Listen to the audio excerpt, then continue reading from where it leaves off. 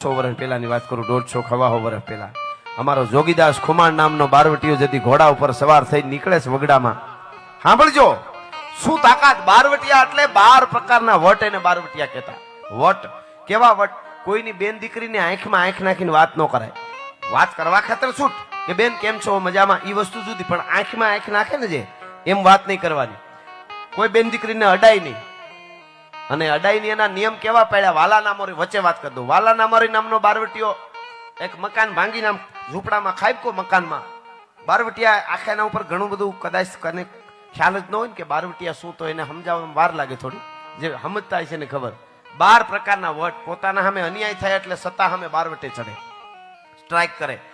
ઈ મકાન ભાંગીને આમ વ્યાજ ખાવું હોય ને, બહુ મોટા નાના માણસોને હેરાન કરીને વ્યાજ લેતા હોય, એને જ એનું જ ઘર લૂંટે.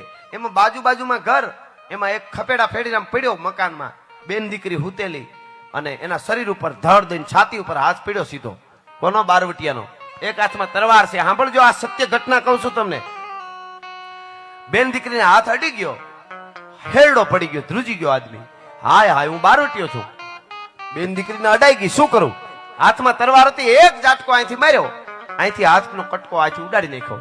બનેલી વાત છો, ઘણાને મગજમાં ન બેહે, પણ સત્ય વાત કરું છું તમને. અહીંથી હાથ કાપી અને નીકળી ગયો. હાથ પડ્યો રહ્યો. ગામ આજુબાજુમાં દેકારો થયો એટલે બધા દોડી દોડીને આવ્યા. શું હતું? કોણ હતું? લૂંટારા હતા? ચોર હતો? તો કે હતો, જે હોય મને ખબર નહીં, પણ એનો હાથ મારા શરીરે અડ્યો ને ત્યારે એવું લાગ્યું કોઈ બાપ દીકરી ઉપર હાથ ફેરવતો એવું લાગ્યું. તો મને બીજી કોઈ ભાવ એના હાથમાં નહોતો, એટલી મને ખબર છે. એ હાથ કાપીને વયો ગયો. દીકરીએ દુઓ કીધો, તારા જે નામોરી તણા ઠૂઠા ઘા થયા, ઈ પાસા પોઢે ના એની વનિતા ભેળા વાલિયા. હું દીકરી તને આશીર્વાદ આપું છું બારવટિયા, કે ભલે તું ઠૂઠો થઈ ગયો, તે હાથ મને અડ્યો એટલે કાપી નાખ્યો, પણ ઈ ઠૂઠા હાથ ઉપર બંદૂક રાખીને ભડાકો કરીને આ દીકરીના આશીર્વાદ છે, તારો ઘા કોઈ દી નહીં ફરે. ભલા માણસ, આ બારવટિયાઓ હતા. એટલે મારે બારવટિયા એટલે જોગીદાસ ખુમાણ નીકળે અને એક 18 વર્ષની દીકરી 16 શણગાર સજી અને આડી ઉતરી ઘોડની બરોબર નદીમાં ઉતરે. હું પ્રોગ્રામમાં હમણાં બધું ચાલે છે એટલે કહી દઉં આજ પણ. પ્રેમ શુદ્ધતા, આપણે ત્યાં પ્રેમ કહાનીઓ શાસ્ત્રોમાં બધી છે. પ્રેમ કરવો એ ગુનો નથી, પણ પ્રેમ કરવો એ ગુનો નથી, પણ એ એના માટે પાત્ર જોઈ. ઘણા એમ કે પ્રેમમાં પાત્ર ન હોય. પાત્ર એટલે શું? પાત્ર એટલે પૈસા વાળો બહુ મોટો માણસ, એમ પાત્રની વાત નથી કરતો. પણ એક વાત પાકી છે, જૂના જમાનામાં ની પણ પ્રેમ કહાનીઓ અદ્ભુત છે. એના કથા ગીતો આપણે ગાઈએ છીએ, વાત બધી સાચી છે. પણ પેલો દુનિયાના જગતના ચોકમાં કોઈ વધારે આપણને પ્રેમ કરે એમ હોય ને, એક આપણી માં ને એક આપણો બાપ છે. એથી વધારે દુનિયામાં કોઈ આપણને પ્રેમ ન કરી શકે. કોઈ બેનું દીકરીને પ્રેમ કરે, લગ્ન કરવા હોય તો મા બાપ ને હારે રાખીને લગ્ન કરે, એ બિલકુલ ગુનો નથી. બાકી કેટલાય 35 રૂપિયાના પેટ્રોલ ભરી જાયતું બદલાવી અને એટલા કૂતરાઓ ફરે છે, ક્યારે કોને મોઢું મારી જાય નક્કી નથી. એટલે જોઈતા લેજો બરાબર. આ સનાતનીઓ સાહિત્યકાર તરીકે હું આ વાત કરી રહ્યો છું. કોક દીક બાપના દીકરીનો હું ખાસ કહું, પગે લાગીને બાપના ખોળામાં માથું નાખીને એટલું પૂછ્યો, બાપુ તમારે આટલી ઇજ્જત કમાતા કેટલા વર્ષ થયા? ખાલી એટલું પૂછીને બાપની આંખમાં જોજો, તમને જવાબ મળી જાય બધો. ભલા માણસ, બીજો વિચાર નહીં આવે. હા, અટાણે અંદર તમે ઉતરો તો ખબર પડે. આ RSS ના જે મિત્રો બધા કામ કરે છે ને, અમુક બજરંગ દળ ને વિશ્વ હિન્દુ પરિષદ વાળા કહાનીઓ તમે સાંભળો, તમને એમ ન થાય માયનામાં ન આવે કે આવું બનતું હોય છે. સર્વસ્વ માવતરનું ઘેરેથી લઈ અને નીકળેલી દીકરીઓને પછી વેસી નાખવામાં આવે છે. પેલા તો બાપનું બધું લેતી જાય અને ત્યાંથી સીધો બોલે બીજે સોદો કરે, બીજે ત્રીજે દુબઈ હોત વહી જાય, બીજે વહી જાય. એને ઉપર જે પછી જે બને છે ઘટનાઓ, આવી લાખો દીકરીઓ ઉપર બને છે, આપણને ખબર જ નથી. સનાતન ઉપર તો બહુ ચારે બાજુથી ઘા કરવામાં આવે છે. એને ખબર છે તો જ સનાતનને આપણે પહોંચી વળશું. સનાતન ધર્મ જેવો બીજો ધર્મ નથી. પારિવારિક ધર્મ છે આપણો, પરિવારને ભેળું રહેવાનો ધર્મ છે. એટલે કહેવાનો અર્થ મારો એ છે કે જોગીદાસ ખુમાણનો નામનો બારવટીયો નીકળે અને 18 વર્ષની દીકરી આડી ફરે અને લગામ પકડી ઘોડીની, રૂપના આભરણ જેવી દીકરી. જોગીદાસ ખુમાણજી બોલવા જાય એની પહેલા કીધું કે જોગા ખુમાણ, મોઢામાંથી શબ્દ ન બોલતા, દીકરી બેટા ન કહેતા, તમને વરી ચૂકીશું. તમારી ખાનદાની ઉપર તમારો રૂપ, તમારી આંખનું જે રૂપ છે, તમારી જે આંખ છે એના ઉપર ઓળઘોળ થઈશું અને મારા મા બાપનું બધું છોડીને આવીશું. અને ત્યારે હાથમાં જે ભાલું હતું, ભાલું જોગીદાસ કુમારને દીકરી આમ લગામ પકડી હતી ને, અહીંયા ધીરેક દઈને આમ ભાલાની બુડી મારી અને મુકાવીને એટલું મુકાવી દીધું લગામ. અને જોગીદાસ કુમાર એટલું બોલ્યો કે હા હા હા મારી કમરીબાઈ શું બોલે છે. કમરીબાઈ એટલે જોગીદાસ કુમારની દીકરીનું નામ કમરીબાઈ હતું. કીધું તું તો મારી દીકરી છો કમરીબાઈ. આ હાડ સામનો આ શરીરનો માળખો છે ને એ કાલ હુકાઈ જાહે, પછી યાદ આવશે માન બાપ બધું. તારા મા બાપની, કુટુંબની, નાતની, પરિવારની ઇજ્જત આબરૂ વધારી અને તારા બે મોહાળ ને તારા પિયરના કુળને ઉજળું કરી લે. આમાં કાંઈ છે નહીં, આમાં ક્યારે ગોટો વળી જાય કાંઈ નક્કી નથી. તું સનાતન ધર્મની દીકરી છો, તારા આવા વિચારના આવા શબ્દો ન બોલાય. 5 મિનિટમાં દીકરીને પરિવર્તન થઈ ગયું. 2 હાથ જોડીને કીધું બાપુ માફ કરજો, હું ખબર નહીં કેમ મારાથી આવું બધું થઈ ગયું, પણ આજથી તમે મારા બાપ ને હું તમારી દીકરી ભલા માણસ છે. આને નામ બારવટીઓ કહેવાય. પરી જેવી દીકરી આડી ફરે અને એને એમ કહી દે કે તું મારી દીકરી છો. એ બારવટિયા હતા, એને આપણે બારવટિયા કહીએ છીએ. આ આપણી એવા એક બારવટિયા અને એક દીકરીની વાત સાંભળજો. 18 વર્ણ અહીંયા આવ્યા છે. પટેલ સમાજ ઘણો છે અને પટેલ સમાજ એવો સમાજ છે કે દરેક સાથે જોડાયેલો સમાજ છે. અમેરિકામાં પટેલના બંગલામાં ભૂરિયા ભાડે રહીએ. બોલો કોના બંગલામાં રહીએ તો કે મખનભાઈ ના એટલે મગનભાઈ એમ. એવી પટેલો એ જમાવી છે. એક વિદેશમાં અમે શોરૂમ જોયો ને, શોરૂમનું નામ હતું પટેલ થોમસ પટેલ. એવું અમારા કોઈ કલાકારે જોયું, પટેલ લખેલું વશમાં થોમસ, આ બાજુ પાછું પટેલ. એટલે કોકે પૂછ્યું કે આ વશમાં થોમસ તો કે પૈસા એને રોક્યા છે. એ કે પૈસા એને રોક્યા છે. એટલે એને કીધું સરસ લ્યો, અહીંયા તમારે વિદેશમાં આવા શોરૂમ કેવી આમાંથી આવક એમ. તો કે આમાંથી બીજા અમારે 2 બાજુ પટેલ છે ને એને બીજા 2 શોરૂમ થયા. એ કે આમાંથી એ કે થોમસ ને એ કે એને ગુજરાતી પટેલ નો અનુભવ થયો. પણ એ તો હુવાણ માટે કઈ પટેલ જ્યાં રહે ને એ 5 જણા આડોશી પાડોશીનું સારું કરે એવી કેટલીય કથાઓ છે ભલા માણસ. આ તો આપણે હાલી. પણ હવે સાંભળજો, મારે આ પ્રસંગ કેવો છે.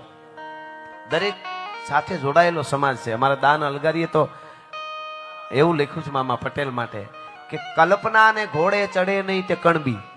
ખોટી કલ્પના ન કરે, જે સાચું કરી બતાવી. કલ્પના ને ઘોડે ચડે નહીં તે કણબી અને ઝાંઝવાની પાછળ પડે નહીં તે કણબી. ઝાંઝવાના પાણી વાહ ન દોડે. ઝાંઝવાની પાછળ પડે નહીં તે કણબી. પોતાની મહેનતના પરસેવાનું બનાવીને અમૃત જિંદગીમાં કોઈને નડે નહીં તે કણબી. કલ્પનાને ઘોડે ચડે નહીં તે કણબી, ઝાંઝવાની પાછળ પડે નહીં તે કણબી. એટલે મારે આ નાનકડી વાર્તા કેવી છે, દીકરીઓ પણ સાંભળે. મિલિયનોમાં મારી વાર્તા દેશ વિદેશમાં જોવાની છે, પણ મને એમ થાય જ્યાં જાવ ત્યાં 5 નવા માણસ સાંભળે તોય ખબર પડે કે ના ના આવું જીવાય. અમારી જુનાગઢ મેંદરડા પાસે નાગણી કરીને ગામ, નાગણી ગામમાં આજની તારીખથી 100 વર્ષ પહેલાની આ વાત છે. ખાલી 100 વર્ષ પહેલાની નાગણી ગામમાં એક પટેલની દીકરી પરણીને આવી. સત્ય ઘટના છે. 100 વર્ષ પહેલાની પટેલની દીકરી 17 વર્ષ ઉંમરેની, કેટલી 17 વર્ષની દીકરી પરણીને આવી. અને એ વખતે લગ્ન થઈ જતા થોડા નાની ઉંમરમાં.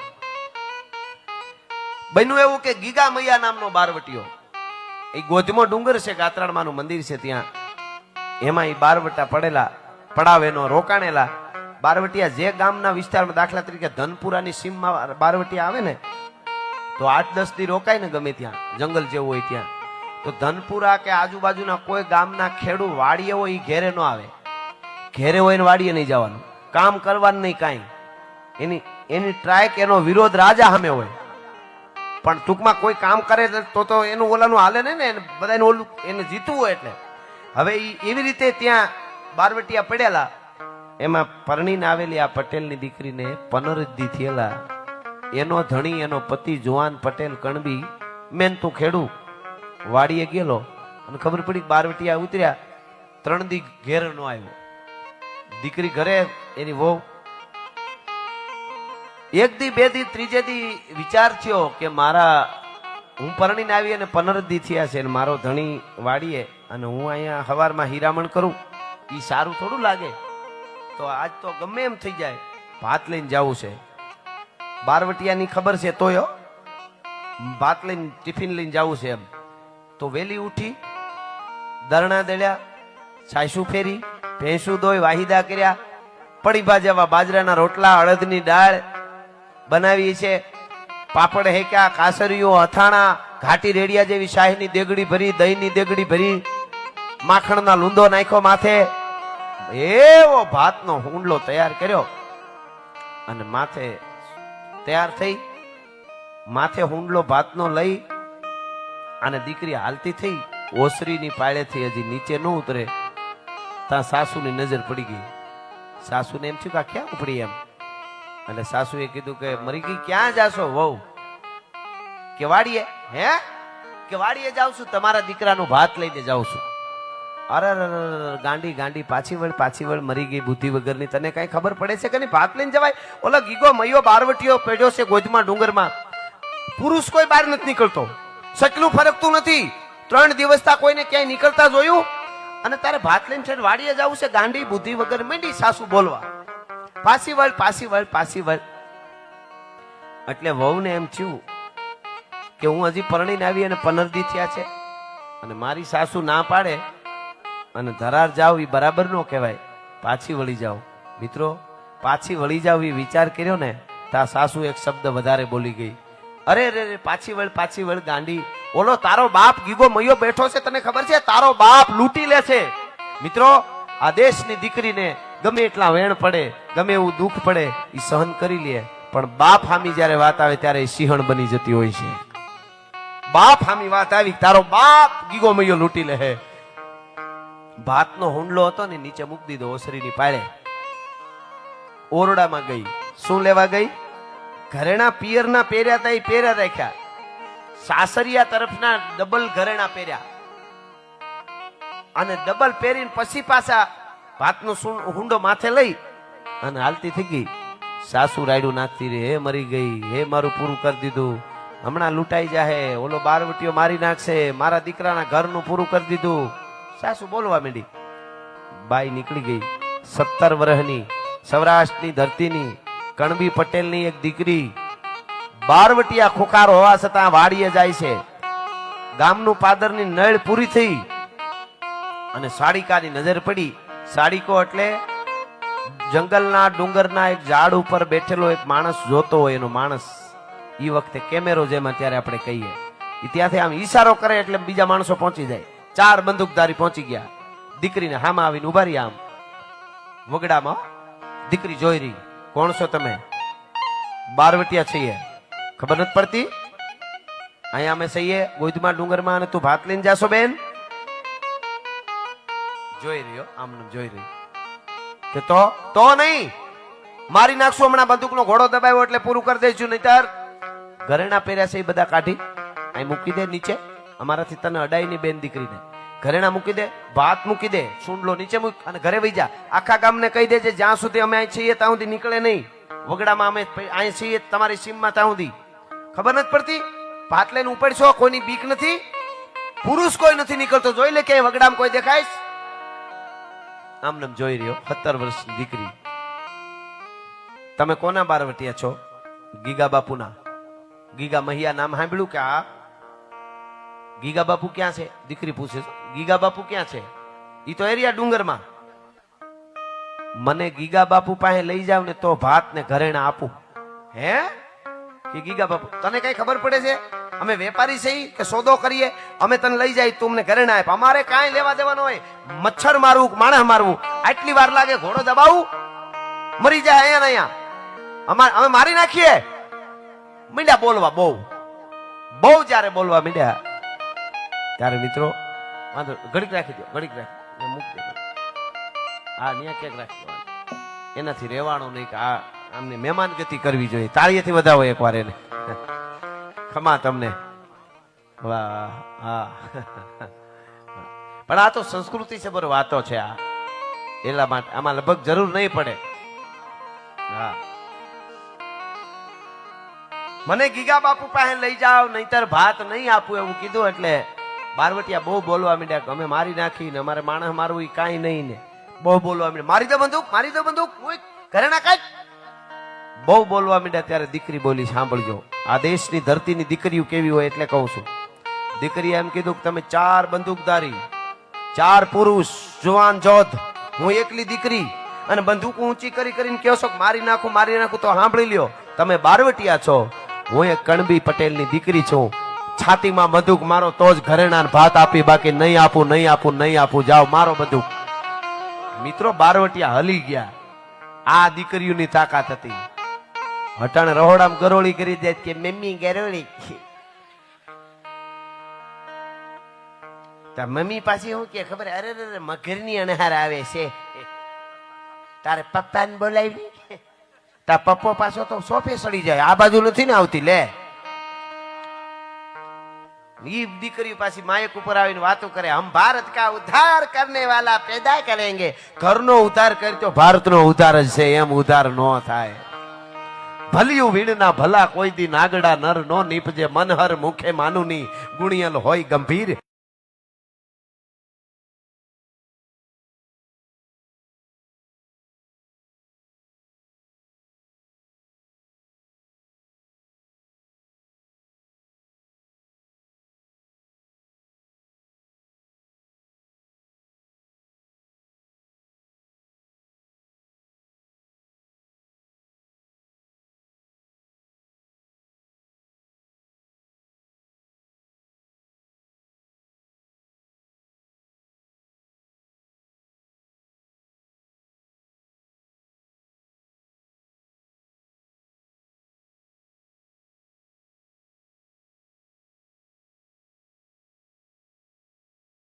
એની કુખે નર નીપજે, વો તો વંકડ મૂછા વીર.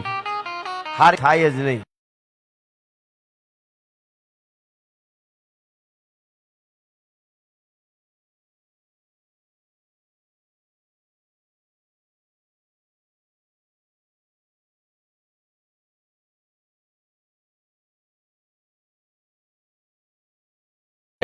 દીકરો કે દીકરી કેવા તૈયાર કરવાય, મહાપુરુષ જેટલા છે એની માને પૂજવા જોઈએ. આ બહુ મોટી વાત છે. એમને નથી થતું, બહુ જવાબદારી આવી જાય છે. એને ઘડવા પડે, બરાબર ના ઘડવા પડે. કીધું મારો બંદૂક નથી દેવું ભાત. એટલે બારવટિયા હોય કે આને મારી નાખાય તો નહીં, હાસી બીતી નથી, હાલો ને ગીગા બાપુ પાસે લઈ જાય. એટલે બોલ્યા શું ખબર, તારે ગીગા બાપુ પાસે આવવું છે ને, ગીગા બાપુ સીધી બંદૂક જ મારે છે. ત્યાં કોઈ જાય ને તો હાલ મારી તો કે ભલે મારે, હાલો.